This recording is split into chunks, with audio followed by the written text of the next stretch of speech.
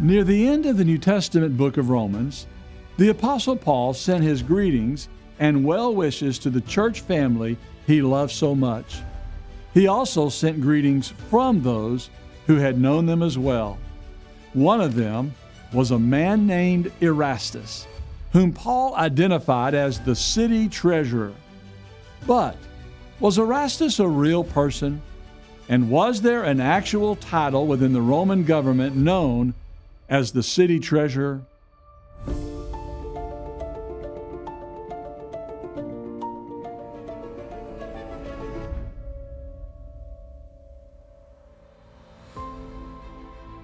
Most scholars believe that Paul wrote the book of Romans in 57 AD while working in Corinth during his third missionary journey.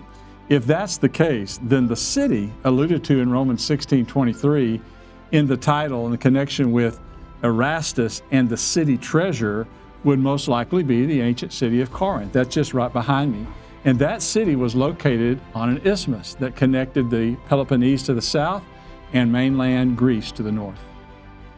At this location, the American School of Classical Studies in Athens has been excavating for nearly 100 years, and in the process have unearthed numerous Roman and Greek structures and artifacts, many of which corroborate the testimony of the biblical record. Judgment seats, mirrors, marketplaces, pagan temples, athletic arenas, and sculptures depicting perishable crowns are but a few of the many discoveries at Corinth that reveal a consistent and accurate portrayal of cultural events and practices referenced by Bible writers. In other words, New Testament authors like Paul and Luke have been proven to be reliable and trustworthy witnesses to the events of Scripture, and one such discovery which confirms that assertion has come to be known as the Erastus Inscription. Unearthed in 1929, a team of excavators discovered in a roadway near the ancient theater of Corinth a Latin inscription etched in limestone.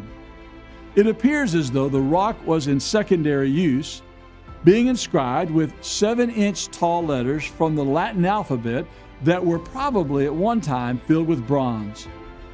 The inscription reads, "Erastus, in return for his aedileship, laid the pavement at his own expense." The inscription matches precisely the title given to the Erastus reference in Paul's letter to the church at Rome. From history, we know that wealthy citizens and patrons often financed the construction of public buildings and roads, and in return, citizens would give an honorific inscription created to pay homage or show appreciation. Inscriptions of this type have been discovered throughout the ruins of the Roman world and would typically include the donor's name, title, act, and in the case of an emperor, something about his divine status. Similarly, the Erastus inscription at Corinth also names its donor and identifies his title as aedile. The title aedile was used in reference to a high-ranking public office within a Roman city who functioned as the governmental appointee of public works. And this is precisely the word used in the Latin translation of Romans 16, verse 23. The earliest surviving manuscripts of the Bible are in Greek, and in those translations, the writers use the Greek word oikonomos, which is the perfect equivalent to the Latin aedile. Variously rendered in English translations as treasurer, chamberlain, and director of public works, the Greek and Latin terms that are used in those copies of the Bible reveal the meticulous and accurate quality of Scripture on even the smallest of details.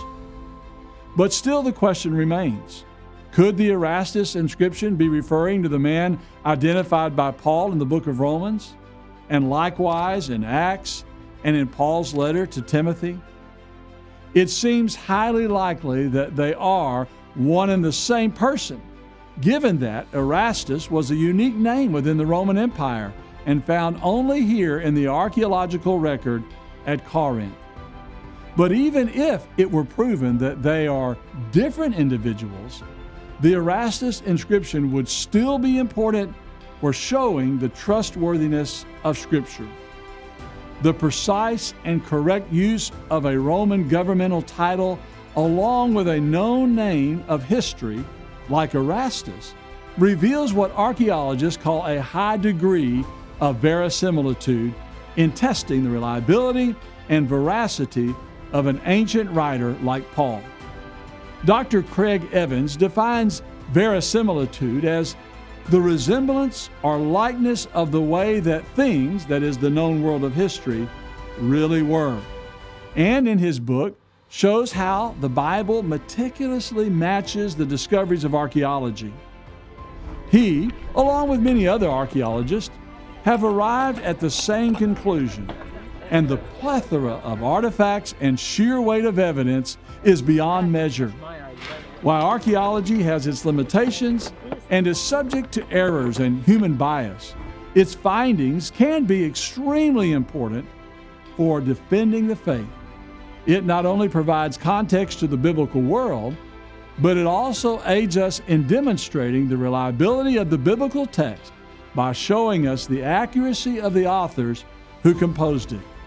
The Bible's testimony matches the discoveries of archaeology and the known world of history, and the Erastus inscription testifies to that correlation, and it's just another example of the connection between faith and fact right here in the land of the Bible.